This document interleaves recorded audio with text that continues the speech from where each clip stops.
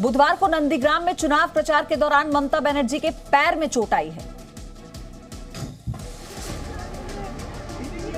बुधवार को नंदीग्राम में चुनाव प्रचार के दौरान ममता बनर्जी के पैरों में चोट आ गई, मगर ममता दीदी ने अपनी इस चोट को खुद पर हुआ हमला बताया।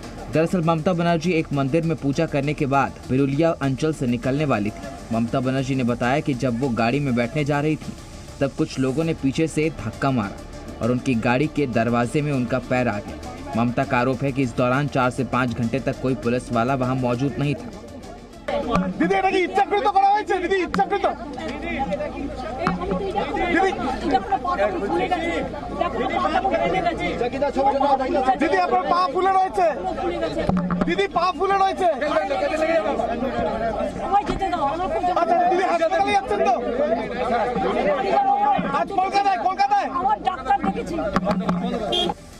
फिलहाल चुनाव आयोग ने स्थानीय प्रशासन से इस पूरे मामले की रिपोर्ट मांगी है। उधर ममता बनर्जी पर हुए हमले के बाद टीएमसी ने इसका विरोध करना शुरू कर दिया। बुधवार को ममता बनर्जी पर हुए हमले के बाद टीएमसी समर्थकों ने हंगामा शुरू कर दिया। कोलकाता के अलग अलग हिस्सों में टीएमसी समर्थकों ने सड़क पर प्रदर्शन किया। कोलकाता के बाहर न्यू टाउन में भी टीएमसी समर्थकों ने सड़क जाम कर बीजेपी के खिलाफ नारेबाजी की। सांसद अभिषेक बनर्जी ने भी अस्पताल में जाकर ममता बनर्जी का हाल जाना। इस दौरान उन्होंने मीडिया से बात करते हुए कहा कि अभी रिपोर्ट का इंतजार है।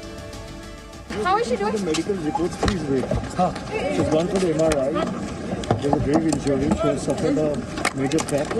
We're still waiting for the medical reports and suggestions from the doctors. Please wait. इस बीच जब पश्चिम बंगाल के राज्यपाल सीएम ममता बनर्जी का हाल जानने अस्पताल पहुंचे तो कई लोगों ने नारेबाजी शुरू कर दी और उन्हें वापस जाने को कहा। ममता बनर्जी पर हुए हमले को लेकर राजनीति भी जारी है, लेकिन जी न्यूज की ग्राउंड रिपोर्ट में कुछ और चीजें हैं जो निकलकर सामने आई। ममता बनर्जी पर हुए कथित हमले में राजनीति तो तेज हो गई है, लेकिन जब इस घटना की जानकारी लेने जी न्यूज के रिपोर्टर ग्राउंड जीरो पर पहुंचे तो कई नई बातें सामने आई। कई लोगों ने जी न्यूज से बातचीत के दौरान कहा कि ये हमला नहीं था।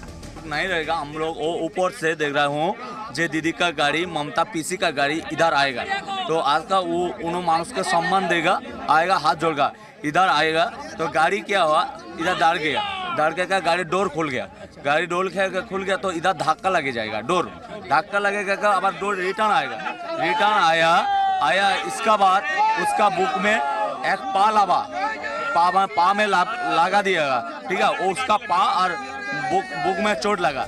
लोगों का कहना है कि कोई साजिश नहीं थी, ये आरोप झूठे हैं। नहीं कुछ भी साजिश नहीं है, कुछ भी साजिश नहीं है, वो सब झूठे आरोप लगा रहे हैं, ठीक है, कुछ भी साजिश नहीं है। इस बीच स्थानीय लोग ममता बनर्जी द्वारा लगाए जा रहे आरोपों से खासा नाराज दिखाई दिए। वहीं ममता बनर्जी द्वारा लगाए जा रहे हमले के आरोपों पर विरोधी पार्टियों ने अपनी प्रतिक्रिया दी है। ममता बनर्जी पर हुए कथित हमले का आरोप उन्होंने अपनी विरोधी पार्टी पर लगाया है, जबकि विरोधी पार्टियों के नेताओं ने इन आरोपों का खंडन करते हुए उसे पाखंड बताया।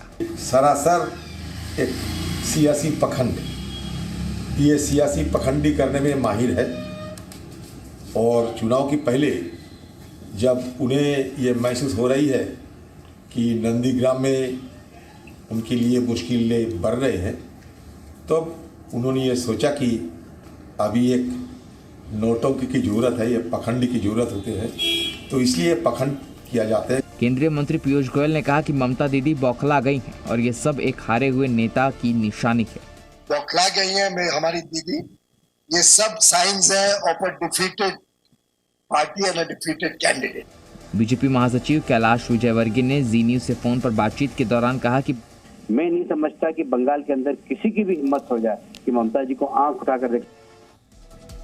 उत्तराखंड में सियासी हलचल के बाद बुधवार को आखिरकार नए मुख्यमंत्री के नाम का ऐलान कर दिया गया। उत्तराखंड में बुधवार को बीजेपी के विधानमंडल की बैठक हुई, जिसके बाद सर्वसम्मति से तीरथ सिंह रावत राज्य के नए मुख्यमंत्री चुन लिए गए। नए मुख्यमंत्री तीरथ सिंह रावत को राज्यपाल ने पद और गोपनीयता की शपथ दिलाई। विधानमंडल द्वारा सीएम चुने जाने के बाद नए मुख्यमंत्री ने बीजेपी के शीर्ष नेतृत्व का धन्यवाद किया। प्रधानमंत्री मोदी ने भी ट्वीट कर तीरथ सिंह रावत को मुख्यमंत्री चुने जाने पर बधाई दी।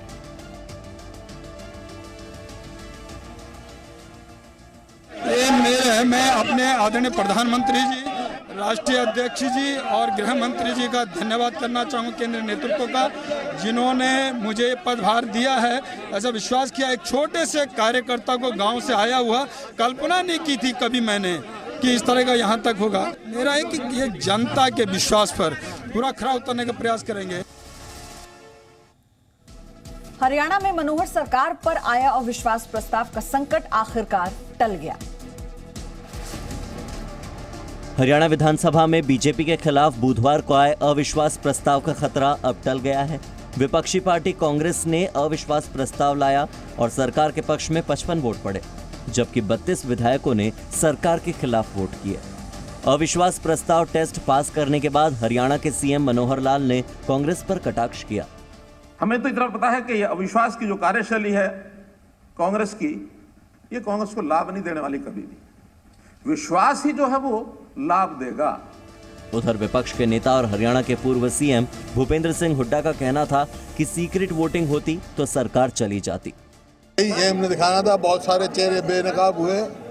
जैसा मैंने कहा, कुछ सदस्य ऐसे थे इनमें जो कभी बैठ जाते थे, कभी उठ जाते थे। अगर हमारी बात मानते, सीक्रेट वोटिंग कराते तो गए थे ये।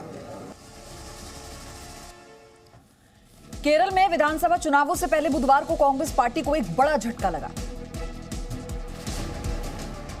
केरल विधानसभा चुनाव से पहले राज्य में कांग्रेस पार्टी को बड़ा झटका लगा है। पार्टी के वरिष्ठ नेता पीसी चाको ने पार्टी से इस्तीफा दे दिया। गांधी परिवार के करीबियों में से एक पीसी चाको ने पार्टी के भीतर गुटबाजी का आरोप लगाया। I have sent my resignation letter to Congress President and to Sri Rahul Gandhi. In fact, this decision I have been deliberating on this in my mind for the last many days, because I come from Kerala. Kerala there is no Congress party as such. PC Chacko ने party आलाकमान पर चीजों को नजरअंदाज करने का आरोप लगाते हुए कहा कि कई बार शिकायत करने के बाद भी आलाकमान ने गुटबाजों की ही बात मानी। Stumbling block is the groupism, which is being practiced by the top leaders of the Congress party. I have been continuously arguing with the High Command that this should be put an end to this groupism in the state. But unfortunately, the High Command is also agreeing for the proposal given by both the groups. Both the groups, they sit at some private place and they divide the seat. और अब 1 minute में देखिए देश भर का corona update. देश भर में कोरोना से ठीक होने वालों की संख्या में बड़ा उछाल आया है। पिछले 24 घंटे में देश में 17,921 नए मामले सामने आए, जबकि इस दौरान 133 मरीजों की कोरोना से मौत हो गई। वहीं पिछले 24 घंटे में 20,652 लोग इलाज के बाद ठीक हो गए। भारत में कोरोना के कुल 1,12,62,707 मामले सामने आ चुके हैं। इनमें से कुल 1,09,20,046 लोग ठीक हो चुके हैं। देश में एक्टिव मरीजों की संख्या 1,84,598 हो गई है,